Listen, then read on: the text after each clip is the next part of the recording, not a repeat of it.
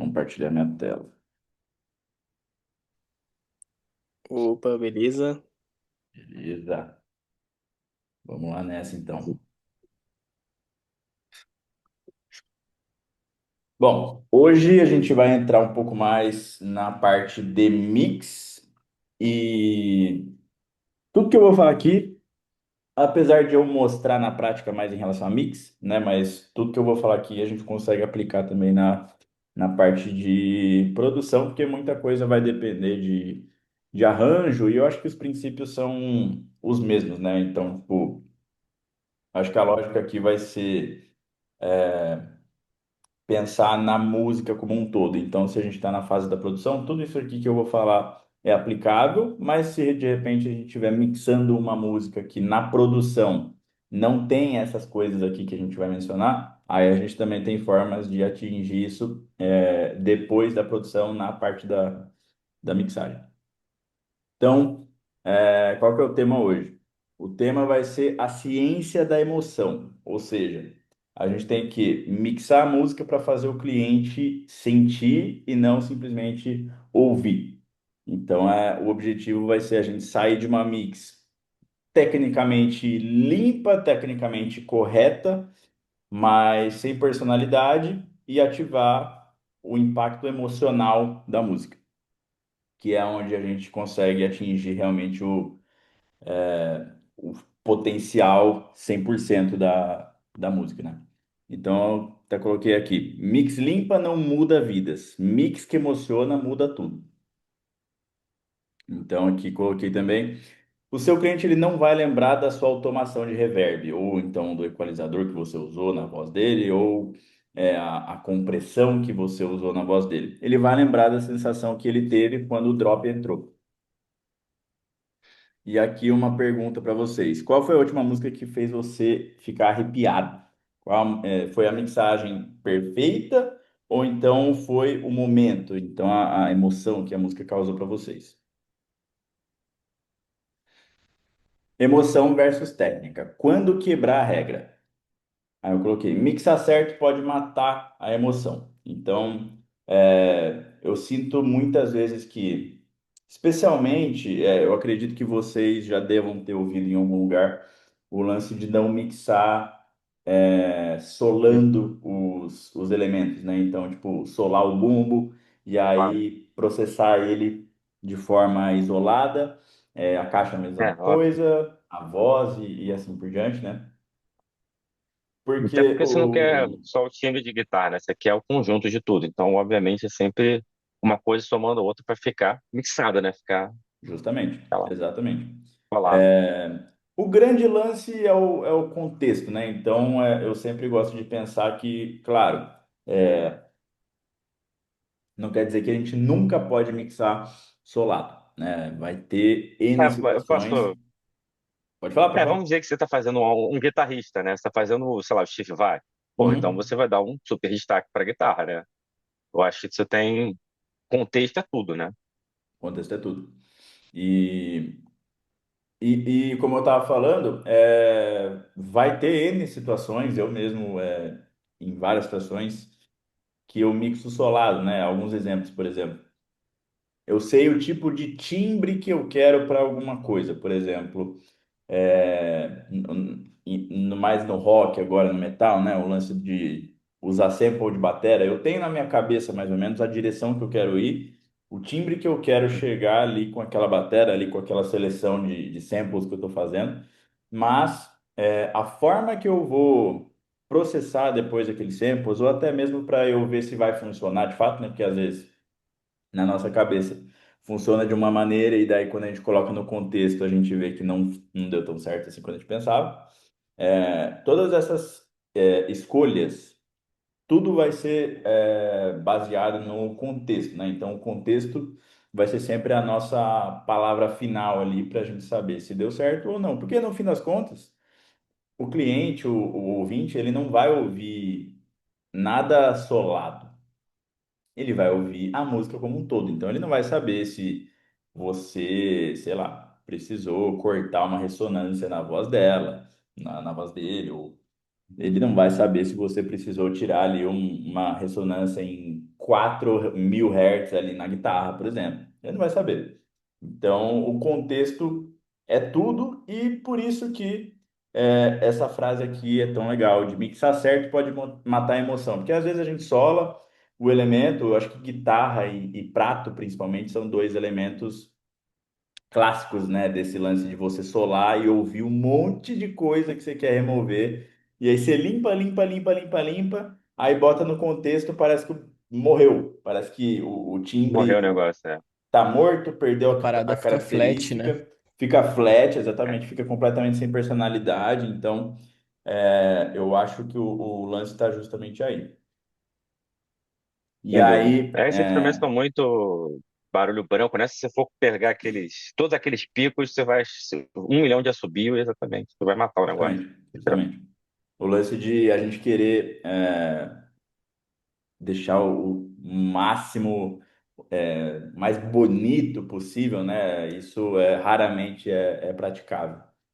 E também, em vários momentos, a gente vai equalizar errado, digamos. Por exemplo, de repente, escolher uma frequência que você geralmente não costuma trabalhar, por exemplo, algo que saia da regra, por exemplo. Eu lembro muito uma vez que eu estava mixando uma música de uma banda que chama Aurora Rules, é uma banda de, eu diria que um pop punk, assim, post-hardcore, assim, brasileira, lá de Brasília. E foi a primeira vez em que eu boostei 700 Hz numa voz. Então, eu nunca tinha feito isso na minha vida. Antes, era sempre uma frequência que, de duas, uma, ou eu nem mexia, ou então eu acabava cortando em vários elementos, assim. E pela primeira vez eu tava sentindo a voz meio. Tava brilhante, tinha um corpo legal, mas eu ainda tava sentindo ela para trás. E aí, no lance de você fazer aquele sweep, né? De você fazer o boost ali e ouvindo e passando pelas frequências, eu senti que o 700 dava aquela. Trazia a voz um pouco para frente, dava um pouquinho mais de corpo, de presença, mas sem necessariamente aumentar agudo ou então deixar ela muito grave, né? Então eu fiquei, cara, é a primeira vez. Então meio que isso abriu a minha cabeça para um monte de possibilidades assim depois.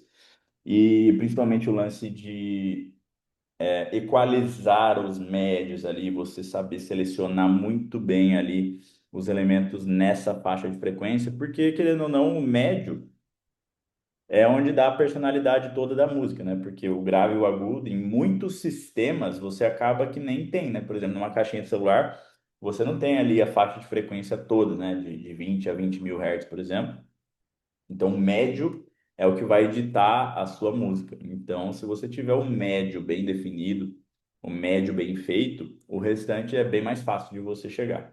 Então, já faz ali, sei lá, um ano que isso aconteceu, mais ou menos, e desde então eu estou prestando muita atenção no meu médio, assim, porque antes era uma parada que eu acho que muita gente acaba não ignorando, mas não dando a atenção necessária ali para essa parte. Eu acho que muita gente acaba focando muito no lance do agudo cristalino, né? Daquele agudo bem airy, assim, né? Que a galera fala, o agudo do pop.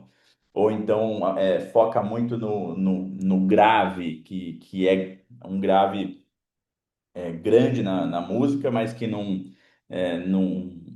come os outros elementos, né? E claro que tudo isso é importante, mas se você não tiver um médio bem feito, nada disso adianta. Então, por muito tempo eu senti na minha mix, e eu estava até conversando sobre isso com um amigo meu que, inclusive, a gente vai ter um encontro com ele, né? Um workshop com ele, em algum momento desse mês.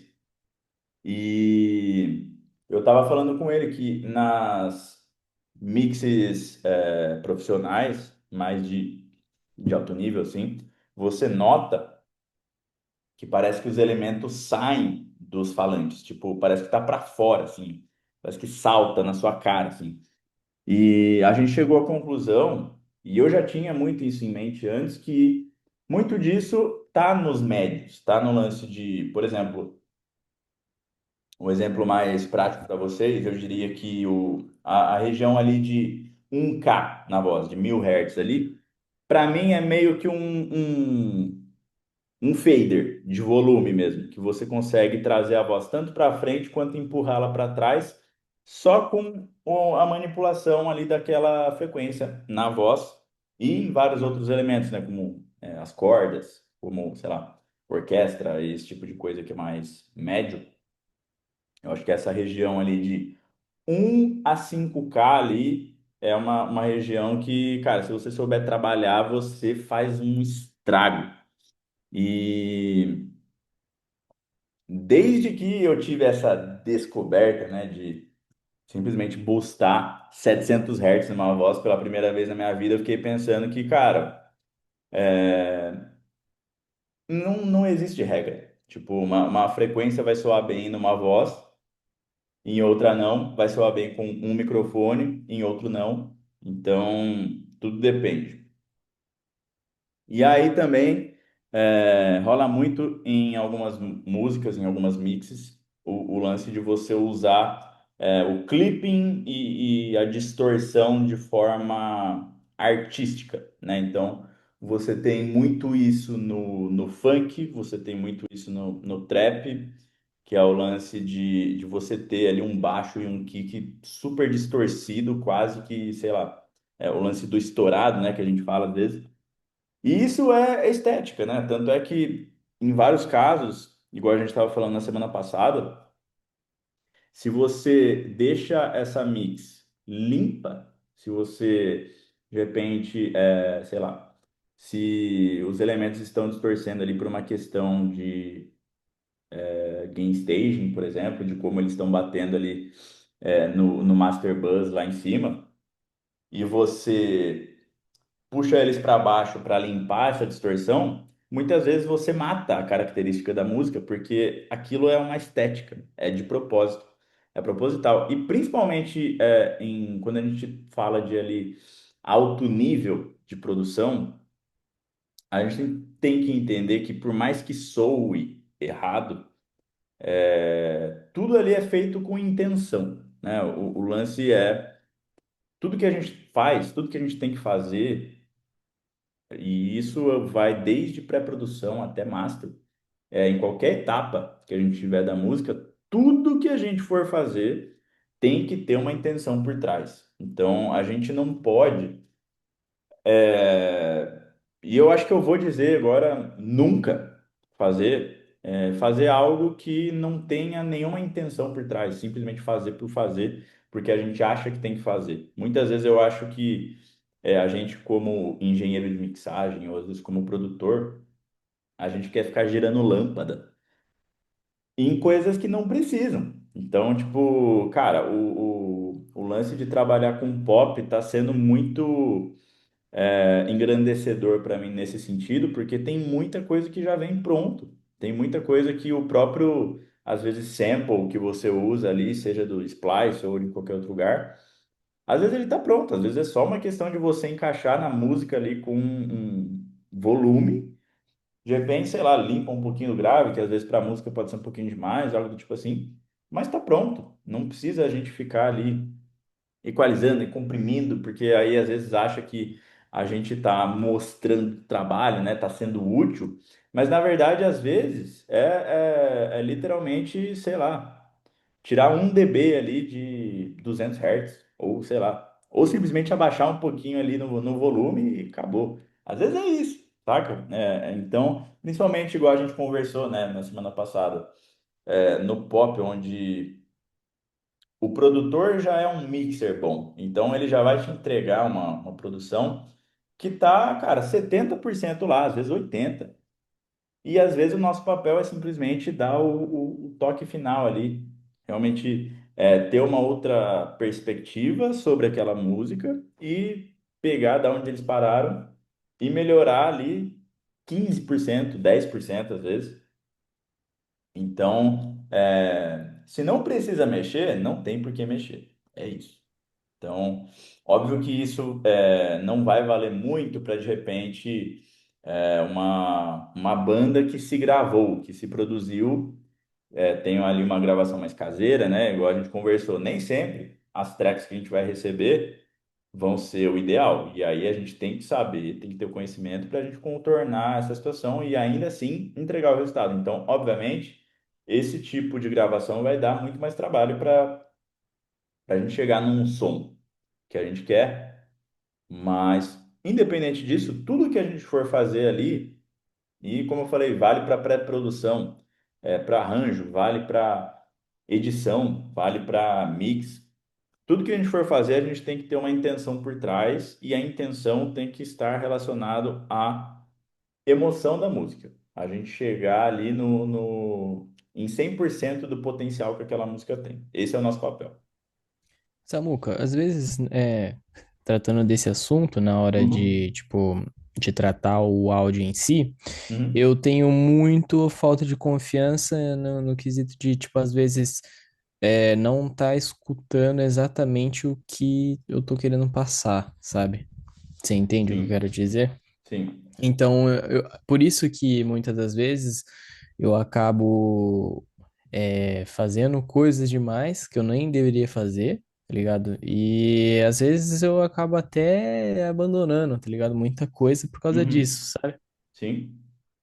Cara, eu acho que, assim como muita coisa, vem de prática e de tempo de tela, né? Então, o lance de você estar íntimo ali, do lance de você conhecer as frequências, né? De você entender como cada faixa de frequência interage com cada elemento. Então, por exemplo,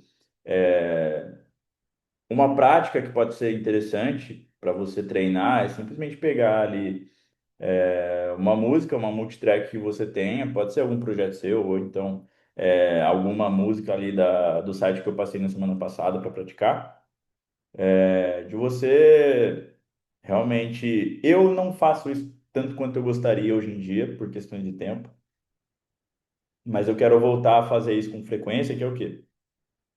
Pegar ali meia horinha por dia, uma horinha por dia, você pegar uma voz, pegar ali quatro compressores que você tenha. Isso independente do que você tem aí para trabalhar. E você testa cada um deles com ataque e release diferentes, com ele comprimindo pouco, ele comprimindo bastante, e aí você faz um AB entre cada um deles para você entender qual que é a característica sonora de cada um, porque, por exemplo, um compressor ali que é uma emulação analógica, por exemplo, um 1176, um LA2A, por exemplo, eles vão ter uma impressão sonora. Então, eles vão ter um timbre ali, uma distorção, entre aspas, que vai fazer eles terem um timbre ali que você vai ouvir. Eles vão ser, às vezes, mais proeminentes ali nos médios. Às vezes, você vai ter um médio, uma característica no médio ali diferente que cada um deles vai te dar, né? O lance do timbre de cada um deles. Um compressor digital, né? Que geralmente é o compressor nativo da DAW que a gente usa. Ele geralmente ele não vai ter essa impressão digital, ele não vai ter essa característica sonora, ele vai ser transparente e a gente vai usar ele mais para a gente nivelar a dinâmica e a gente ter ali o lance da compressão mas sem o timbre, necessariamente. Então, eu acho que é mais questão de você conhecer as ferramentas que você está trabalhando e saber o lugar de cada uma delas de acordo com de acordo com o som que você tem na cabeça, saca? Então, para equalização é a mesma coisa.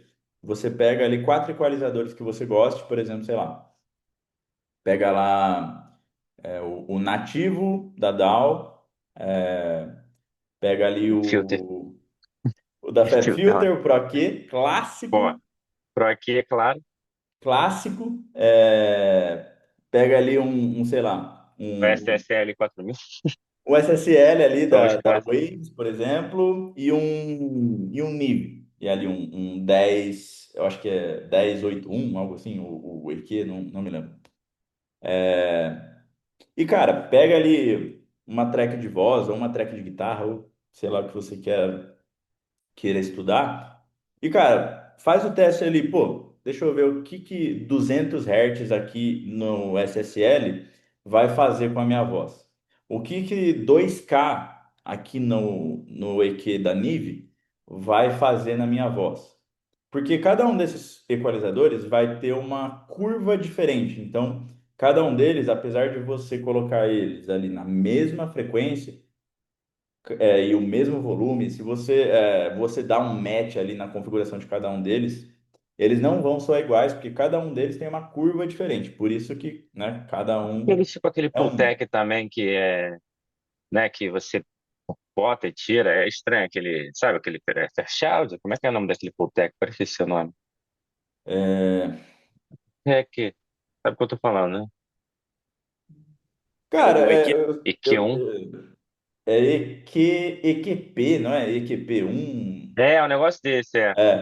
Eu É sei do porque que você ele está funciona falando. totalmente diferente desse equalizador antigo, é tipo dos anos 70, né, esse negócio, aquele de, Uhum. negócio de rádio que eles fazem. Tipo, O pô, Pultec, segue. o Pultec ele é um pouquinho diferente porque ele é um dos únicos que você consegue aumentar e cortar na mesma frequência, né? E aí ele faz uma curva Isso aí. diferente lá e tal. Tanto é que tem Eu já um vi a explicação truque, dessa equalização, é muito doido.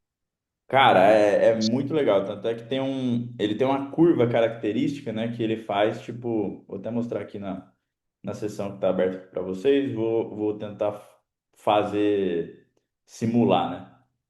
Então, quando você, por exemplo, sei lá, aumenta e corta 60 Hz ao mesmo tempo no Pultec, eu até tenho um legal aqui para abrir para. Ah, tem um aqui na sessão. Aqui, ó. Esse aqui é da Noise Ash, por exemplo. O Rule Tech, ele é bem legal. Então eu tô aqui em 30, tô subindo e aí eu poderia cortar na mesma frequência aqui. Tá vendo que a seleção de frequência aqui é a mesma para os dois botões. E aí o que ele faria nesse caso? Ele daria um boost assim e um corte assim. Então ele faria uma curva dessa aqui, ó. Então ele daria esse boost que a gente quer e ele faria esse corte logo em seguida. Então, o que a galera faz bastante é de boostar aqui no grave e aí cortar, porque aí ele dá uma limpada aqui no médio grave, aonde geralmente costuma ser uma região problemática de várias mix. Região da Então, lama, né? região da lama, exatamente, que às vezes tem muita sujeira. É, Eu acho que assim como rola o muito. médio agudo, que é uma região em que você tem muita aspereza, né, nos sons, assim, que costuma ser uma região bem ardida e tal, porque o ouvido é muito sensível aqui nessa região, né, de 2K, de 1K a 5K, aqui é a região onde o ouvido é mais sensível. Então, essa região aqui costuma ser uma região meio perigosa, assim, que se você exagerar, eu acho que são duas faixas de frequência que, se a gente não souber trabalhar bem, a gente pode estragar uma mix. Tanto no médio grave, quanto no médio agudo. Porque a gente pode deixar ou uma mix muito suja, e se a gente limpar demais, a gente pode deixar uma mix com um buraco no grave, que não tem. Ela tem sub, ela tem grave, mas ela não tem corpo, não tem punch. E se a gente não sabe trabalhar o médio agudo, a gente pode deixar ou muito ardida, e aí vai fadigar o ouvido, então ela vai ficar insuportável de ouvir, ou então sem presença nenhuma, e aí parece que vai ter um tapete em cima da sua mix. Então são duas regiões aqui que a gente tem que ter muito cuidado para trabalhar, porque é o lance de make or break, né, que falam. Eu acho que pode realmente ou fazer a sua mix ou então quebrar a sua mix, na minha opinião, né? Então, aqui mais um exemplo de emoção versus técnica. Eu diria que ambiências sujas que criam clima. Então, às vezes, numa música em que você quer ali uma ambiência que envolve a música como um todo, você aí deixa o reverb, sei lá, extremamente alto e aí você cria essa, como é que pode falar? Como é que eu posso falar? Uma ambiência realmente, mas é uma outra palavra que eu queria. Não é ambientação, é uma outra palavra que eu queria. Uma atmosfera, digamos, para a música. Tem até casos em que, óbvio, é raro e é considerado extremamente errado também, mas tem alguns casos em que de gente que usou, colocou um reverb no master, por exemplo, para afetar a master como um todo, para afetar tudo. Porque ele queria o lance de daquela estética mais antiga, né, de você sentir que todos os elementos estão tocando em uma sala juntos, né, e esse tipo de coisa. O cara foi lá e colocou um reverb no master bus. E tudo certo. É o que a gente fala, tipo assim, teoricamente falando, isso é um absurdo. Mas se serve ali a intenção da música, se serve a emoção, se soa certo, esse é o principal. Se É um soa recurso. bem, é um recurso, exatamente. Se soa bem, é isso. Tipo, muita gente fala também do lance de distorcer o grave, né? De colocar saturação no grave. Muita gente fala que o grave tem que permanecer limpo e acabou. Mas tem gente que dá uma saturada ali no grave e faz um absurdo. Então, assim, o grande lance é que não existe regra. E eu acho que quanto menos, por exemplo, eu que me formei na faculdade, eu passei alguns anos ouvindo que, por exemplo, você não pode buscar mais de 3 dB em alguma coisa, porque significa que se você tiver que buscar 3 dB de agudo lá, por exemplo, a gravação tá ruim. Beleza, mas eu vou pedir pro cara regravar só porque eu tenho que buscar mais de 3 dB no bagulho, entendeu? É, não. Tô sentindo que falta busta, foda-se, né? Exatamente, é. Ou sei lá, não pode usar sample Tem em essa. bateria. Não... Nossa, tem um É monte de engraçado quando você coisa. tá falando. É. Tem umas coisas que a gente faz às vezes na inocência. Eu lembro quando eu tava começando que uma coisa que eu fazia, não, que eu cheguei a experimentar era botar, sei lá, delay na caixa, né? Porque às vezes eu queria estender o. Aí depois eu comecei, pô, isso é errado e tal. Mas hoje em dia, depois eu fui ver que, não, eu posso fazer isso, não tem nada de errado, né?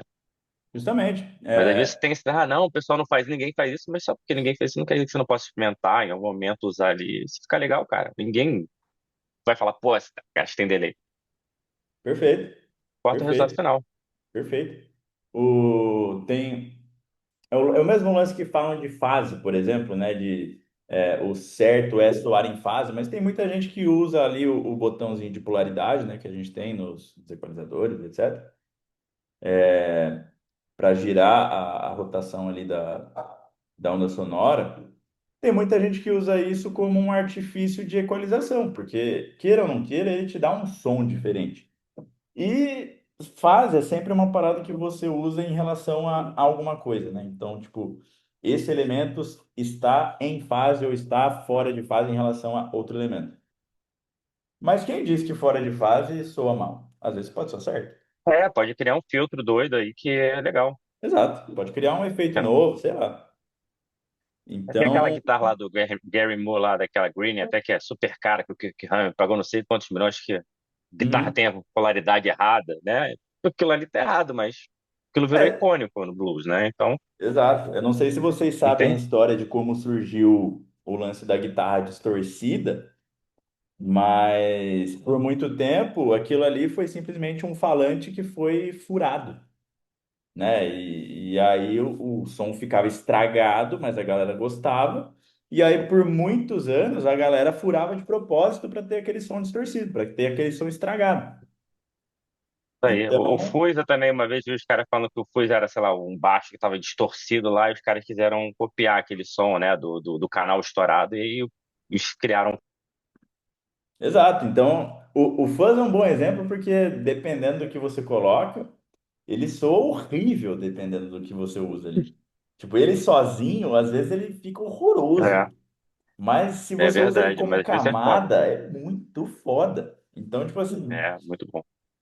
tudo depende Isso do, aí. do, do contexto e da intenção, né? O lance, igual eu falei aqui, de você distorcer a música, é um exemplo clássico. É também outro exemplo de coisas que você cresce no áudio ouvindo que não pode fazer. Mas é o que eu falei, tem N músicas, várias músicas que você ouve e tá distorcido, e é a característica da música. Então, eu acho que o lance. Por isso que eu sou a favor de, quando a gente está começando, eu acho que em qualquer coisa, musicalmente falando, ou artisticamente falando também, acho que qualquer coisa, eu acho que é interessante a gente começar sozinho, sem saber teoria, sem saber essas coisas, porque a gente acaba indo para caminhos que, quando a gente sabe a teoria, a gente acaba não indo. Então, por exemplo, eu tenho um amigo meu, o Vini do Project 46, ele não sabe quase nada de teoria, mas ele é um puta de um guitarrista e recentemente ele está se descobrindo um puta de um produtor também. Só que por ele não saber a teoria, ele acaba indo por caminhos que a gente que às vezes sabe teoria não iria. E acaba resultando num resultado muito mais interessante. Então, eu, por exemplo, que eu cresci tocando bateria, mas eu cresci aprendendo de forma autodidata até eu atingir uma certa idade e aí eu comecei a fazer aula. Então, tinha caminhos ali que eu acabava fazendo que depois eu descobri que era errado, mas que funcionava. Então, por isso que falam que muitas vezes, quando você tem um cara que sabe muito de teoria, um cara, sei lá, formado em algum conservatório, algo tipo assim, tem muita gente que não consegue se formar num conservatório e depois ter sucesso com músicas autorais. Porque o cara faz músicas completamente, às vezes, técnicas ou, sei lá, muito teóricas e tudo isso, e aí não gera emoção, não gera conexão com quem está ouvindo. Então, por isso que é muito difícil você ver artistas que têm essa formação técnica, por exemplo, que são bem-sucedidos. Por exemplo, eu sei de alguns que são famosos, inclusive por isso. Por exemplo, o John Mayer, formado na Berkeley. Mas, assim, o cara é completamente fora da regra ali. Então, sei lá, batera do Animals as Leaders, que é o Matt Garth lá, ele também é absurdo, absurdo. Também é formado na Berkeley. Mas a maioria da galera muitas vezes não sabe nem o nome do acorde que tá fazendo ali. É o caso do Vini, Jimi Hendrix, é um cara que também não tinha ali um conhecimento teórico, Kurt Cobain. Então a gente Uhum. tem muitos exemplos e muito mais exemplos de gente que não tinha esse conhecimento teórico, mas tinha como é que eu posso dizer? Tinha a intenção e aí a técnica, para eles só tinham a técnica suficiente ali para chegar no que estava na cabeça deles, mas não necessariamente eles sabiam, puta, que escala que eu tô tocando, é uma escala menor harmônica de não sei o que lá. Eles não sabiam disso. Mas eles tinham ali o suficiente para tirar o que estava na cabeça deles, né? O lance de você ser artista acima de tudo, né? Isso que é muito importante. E Aí, aí isso aplica não só para o instrumento, mas aqui também para mixagem, para produção, o que quer que a gente for fazer. certeza. Então, aqui uma outra coisa, o papel do erro proposital. Você usar ruído, respiração, ali a contagem do batera com a baqueta. Tudo isso aqui que, teoricamente, é errado você deixar ali, mas às vezes serve um propósito dentro da música. Então, tem várias músicas, e hoje em dia no pop tem surgido muitas músicas que têm uma estética meio retrô, e você ouve que eles deixam um ruído por trás da música, embaixo ali, como camada, e às vezes é proposital. E se você tirar, você tira um pouco da emoção da música, né? Desse lance de sentir que é uma estética um pouco mais antiga e tudo isso. Então, isso, claro, vem de uma época em que o ruído era algo ruim, né? Então, tipo, quanto mais ruído você tinha ali naquele equipamento, pior ele era. Então, o lance também de ruído na faixa ali também é algo que é considerado errado, mas às vezes é de propósito. Então, a gente tem esses artifícios para a gente atingir. certos resultados. Então eu peguei algumas músicas aqui, inclusive, não sei se todo mundo viu ali no grupo, mas cada um de vocês que está aqui hoje, eu gostaria que vocês pensassem em uma música que vocês gostam muito, ou da mix, ou da produção, para a gente é, ouvir junto e analisar ali o que, que é interessante de cada música, ainda hoje ao final. Então aqui eu coloquei voz meio distorcida e lo-fi em alguns momentos, volume da voz baixo. Então, deixa eu compartilhar meu áudio aqui com vocês, para a gente ouvir junto um pouco. Vamos ver. Ah, queria expressar que eu gostei pra caramba dessa dinâmica. Bom demais. Legal demais.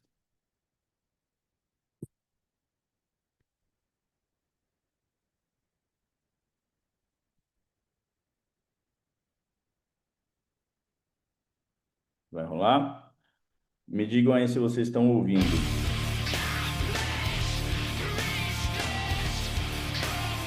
Pô, Estranho, na verdade, né? Meio filtrado. tá rolando estranho? É. Aqui tá de boa. É? Parece que tá do seu microfone, sabe? Então Ah, talvez seja tá, pode impressão minha. ser. Pode ser. Eu vou mutar o microfone aqui, aí a gente faz o teste.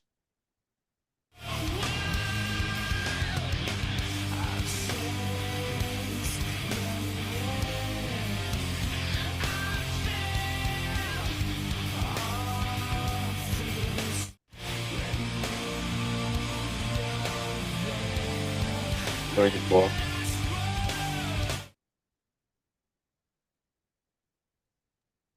Bom, essa música aqui, por que que eu quis trazer? Aqui no verso dá pra gente ouvir que tem uma voz mais distorcida.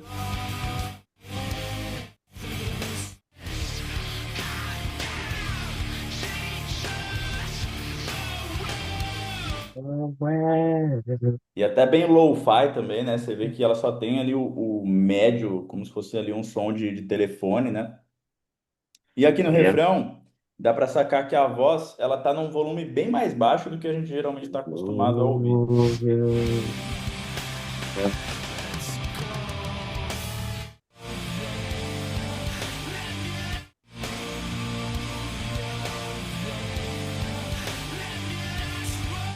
Dá para ouvir que a voz aqui nesse caso, ao contrário do que geralmente a gente tem nas mix por aí, de a voz ser o elemento principal ali, tá o tempo inteiro na sua cara, e ela ser sempre o elemento que está em destaque e todo o resto está em volta da voz. Aqui nesse caso, meio que a voz parece um outro instrumento aqui no refrão. Eu ia dizer isso. Tá? É uma parada muito mais. Na minha opinião, isso é uma parada muito legal aqui do Deftones, mas virou meio que Uhum. uma parada atmosférica ali do arranjo, e não simplesmente a voz do instrumento da música. Então é muito interessante, e fora que esse álbum aqui é clássico, né? Não preciso falar nada sobre. Passado. Vamos para a próxima. Essa aqui é uma música que eu achei bem interessante. É uma música que ela é meio que um funk com uma galera da gringa produzindo, então eu achei bem legal esse contraste de estética. Não sei se alguém já ouviu falar, mas é bem legal. Eu gosto de piloto, bandido, safado, puto que tira de giro e corta, que mete fuga nos bota. O DJ eu toque e me deixa molhadinho. Quando passo de moto, roncando na vielinha. Eu gosto de piloto, bandido, safado, puto que tira de giro e corta. O que que eu achei interessante nessa mix aqui? Se a gente reparar, a voz também, ela não é aquela voz que está super em destaque e aquela estética pop de voz, né? Que é uma voz bem presente, bem com médio muito bem esculpido e tudo isso. Ela tá um pouquinho mais para dentro da mix. Mas uma parada que eu achei legal é que os metais aqui, o synth que tá rolando, você vê que só tem médio. Ele praticamente não tem agudo, não tem grave. É só um médio e um médio quase no nível ali de ficar distorcido. Então, ó, reparem. safado puto que tira de gira e corta, que mete fuga nos bota. Grau na 1200 tocando foguetes, moleque que raspa a placa. Grau na puta de salto que desce, que sobe, que joga na minha cara. Pau no cu dos comédia que... Então tá bem no limite ali Nossa, de ficar interessante. super distorcido. Mano, É essa maneiro. track aqui é foda. É muito legal.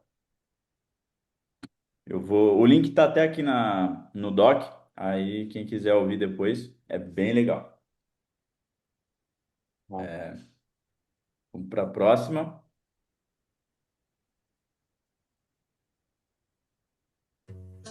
Essa aqui. Esse álbum aqui também é sensacional.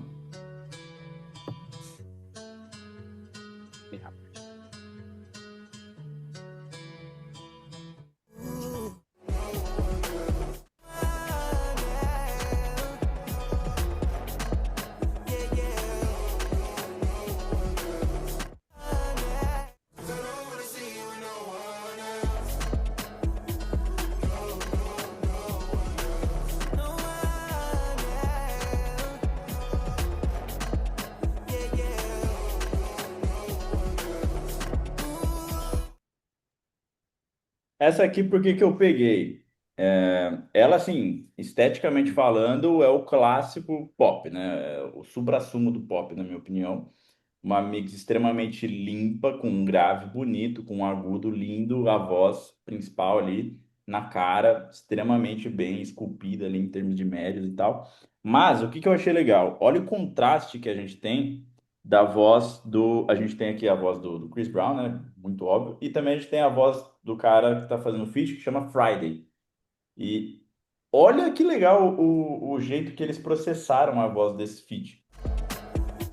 Parece um synth.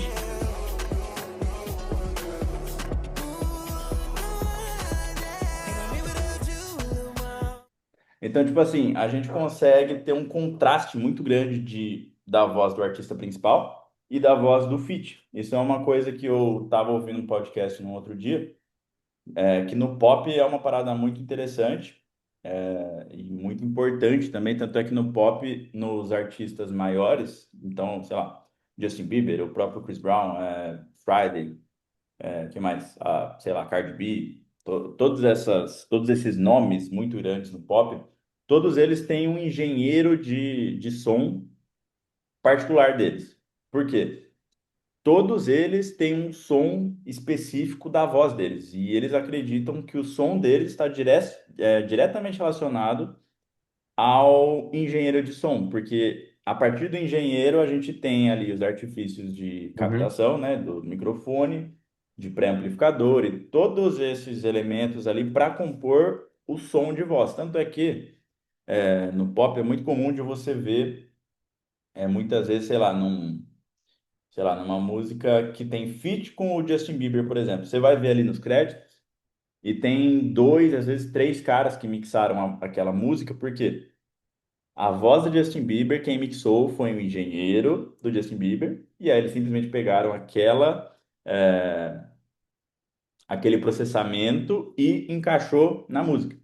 Então, isso é muito comum e é também é, uma, um conceito que eu estou tentando agora aplicar também no rock, porque também rola muito feat, e eu acho que no rock a gente não tem tanto essa atenção assim que a gente tem no pop para a voz e para essa diferenciação e essa importância que a gente dá para a voz. E para mim é algo que não é muito lógico, né? Porque querendo ou não, a voz, independente do gênero, por mais, claro, a não ser que seja, sei lá, um metal extremamente pesado, onde que a voz, né, o gutural e tal, acaba sendo também um outro instrumento no meio de tanta loucura que acaba sendo, né?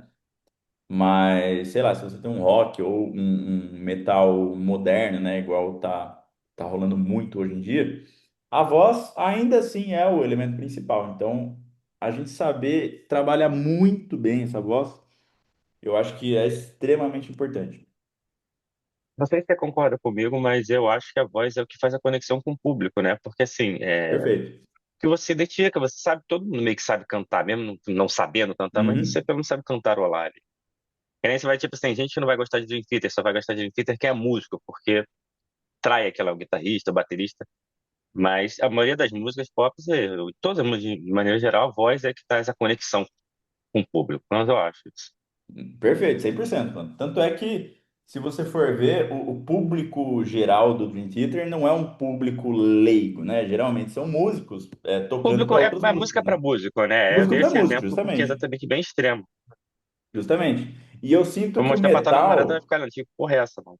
sim, eu sinto que o metal, principalmente o metal extremo, ele sofre do mesmo, bem ou mal, né? Mas ele sofre da mesma coisa. Eu acho que é músico Exatamente, é. para músico, né? Quem quer que o maluco que gosta daquela bateria. Porra, só Porra, músico mesmo com 1.000 essas notas maluquices. por segundo, uma guitarra que você não entende nada e uma voz que você não entende nada, tá Exatamente. ligado? É É loucura, parada assim. pra músico também, é. Coisa Eu pra tava músico e tendo, pra. Pode falar, pode falar. eu tava tendo uma reflexão esses dias ouvindo o FX Twin, porque, tipo assim, as músicas do FX Twin são majoritariamente ambiente, né? Uhum, Então, como não É, tem o vocal, abre ao ouvinte a interpretação do que a pessoa quis passar.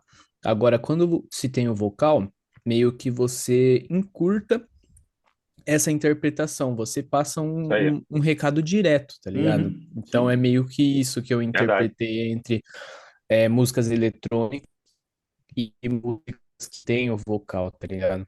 Eu acho perfeito. isso bastante interessante. Perfeito. Fora que a mensagem da música, 99% das vezes, está na letra. E a letra vem pela voz. Então, se a gente não tiver ali uma voz bem definida, uma voz bem construída ali na produção, na mix, a gente acaba que a gente mata a mensagem da música. Então, tipo, tem muito mixer que você vai ouvir eles trabalhando, né? Seja ali num, sei lá, um Mix with the Masters, ou algum curso deles, ou algum vídeo no YouTube. Muitos deles falam que, às vezes, se você limpa determinada frequência, muitas vezes você acaba matando um pouco da inteligibilidade da letra, a partir daquela frequência, né? Então, o lance que eu falei, de você saber trabalhar muito bem os médios, tá justamente aí. O lance de você conseguir, a partir das escolhas que a gente faz na mixagem, na produção, a gente consegue ou evidenciar ou então matar a mensagem da música, porque a gente acaba, de repente, matando essa inteligibilidade da letra e a partir disso a mensagem é perdida um pouco. Então, para vocês verem como o nosso papel na construção da música ele vai além da técnica, da parte ali de da gente limpar alguma coisa, ou então deixar ali mais bonito, né, por assim dizer. Mas a gente consegue, literalmente, assim, ou elevar a música, ou então estragar uma música. Então é muito importante que a gente esteja sempre É, alinhado com o que a mensagem quer, com o que a música quer passar. Pode falar. dá pra me ouvir aqui? Tô com o ventilador aqui do lado. Dá Tranquilo? sim. Tranquilo. Justamente isso é uma coisa muito interessante, com esse exemplo da Deftones que tu mostrou e tal. Uhum. Eu que a minha formação assim musical sempre foi com músicas que tinha essa característica da voz, que a voz era Uhum. muito atrás na mix, em detrimento às vezes da guitarra, ou synths, ou outros elementos, enfim. Tanto que às vezes sempre acontece recal para mim de jogar a voz mais para frente, ou muitas vezes até é, acontece que às vezes o próprio artista não sabe dizer, né? Às vezes ele quer a voz mais alta, mas às vezes é justamente essa coisa da frequência. E eu acho que para mim assim é uma das minhas questões mais fracas assim, né? De como e aí aproveitando que tu falou sobre limpar a voz e trabalhar bem, principalmente os médios, Uhum. como como? Tipo, porque pra mim, tão, sei lá, eu sinto que como fui formado, entre aspas, assim, com essa mentalidade, pra mim é muito fácil mixar jogando a voz mais pra trás, assim, Uhum. ou trabalhando os médios da maneira que eles devem ser trabalhados, ou pelo menos numa música pop, por exemplo. Sim, justamente. Cara, Quais? Ou mesmo uma coisa de EQ, o que, assim? Uhum.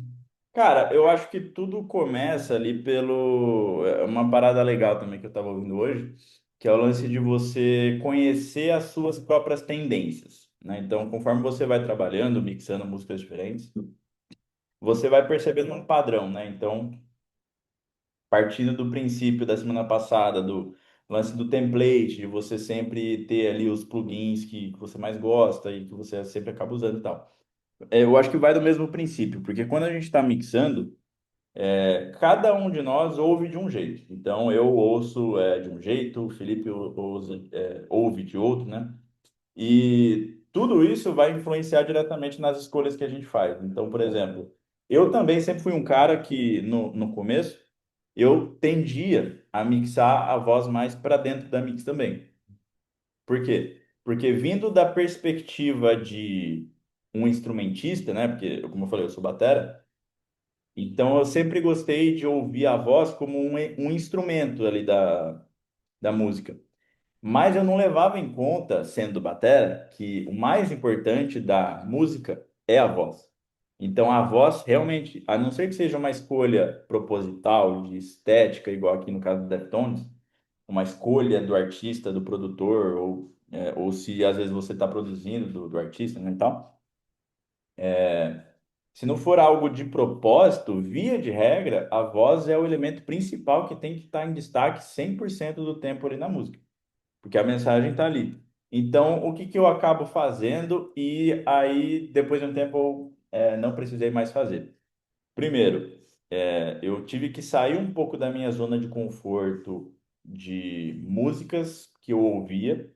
Então, a gente sendo engenheiro de mixagem, produtor, a gente querendo viver do áudio, e também ali dos dois primeiros encontros, a gente tem que estar sempre a par do que está acontecendo no mercado. Então, sempre tentar se atualizar, sempre ouvir músicas que estão assim, sei lá, pegar às vezes o top 10, top 20 é, de rock no Spotify, ou do pop no Spotify, ou então pegar ali a New Friday Music, que é a playlist de músicas que sai toda semana, para você entender o que está acontecendo. E muito disso eu devo à minha esposa, né? Porque eu no começo era metaleiro chucro, e aí tudo que não era metal eu não queria ouvir, achava uma merda. Então eu precisei me forçar a ouvir outras coisas. E a partir do momento que eu comecei a ouvir pop, e o lance do metal moderno que está acontecendo, que nada mais é do que a junção do rock e do pop também, eu comecei a acostumar com a voz sendo um pouco mais alta. E aí, conhecendo as minhas tendências de mixar a voz um pouquinho mais para baixo, o que que eu fazia? A partir do momento que na mix eu pensava, pô, da hora, a voz tá num volume legal para mim, eu subia um dBzinho.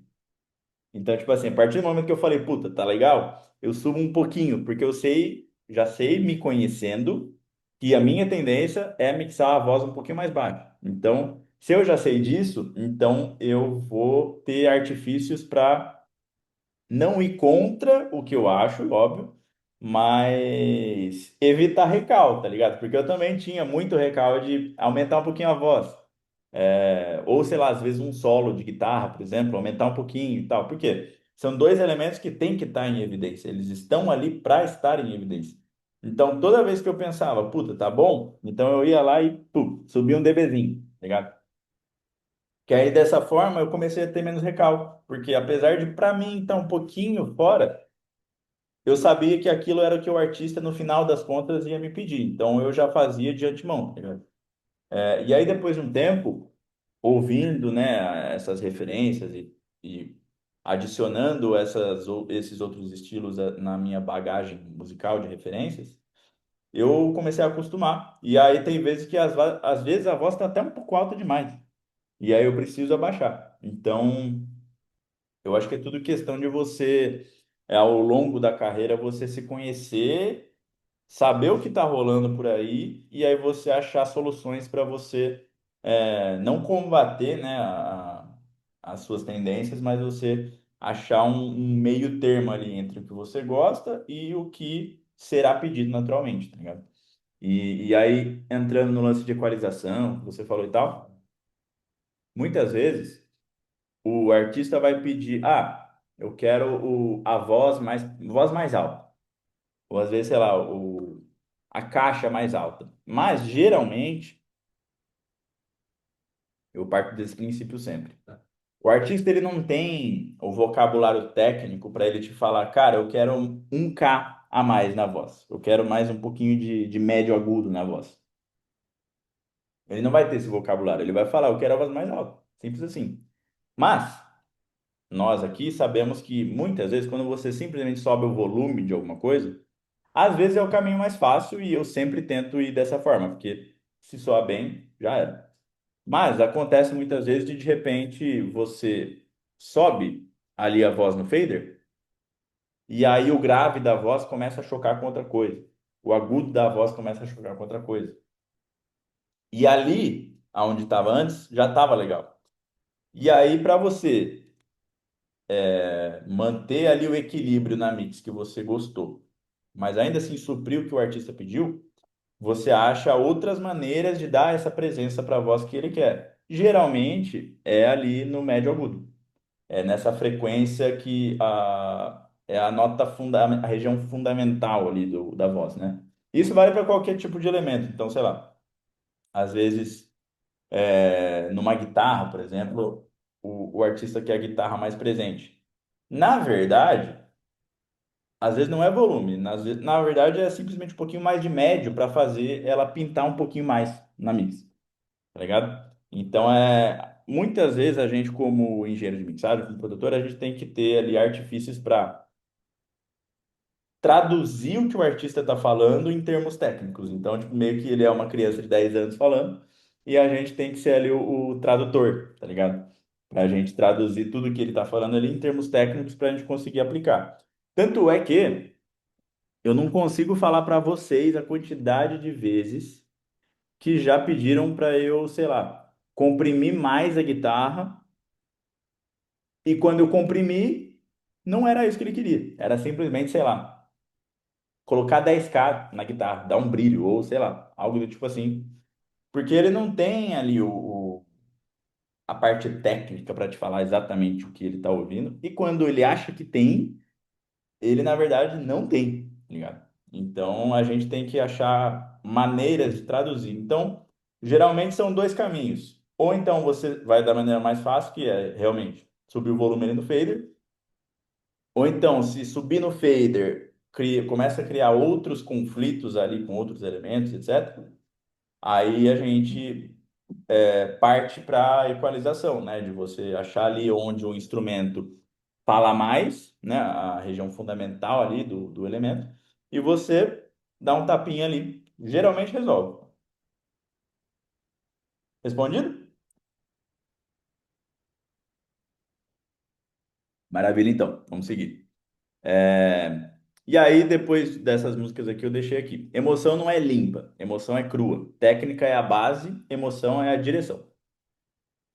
Então, eu coloquei aqui para eu abrir a sessão da mix que eu mixei hoje.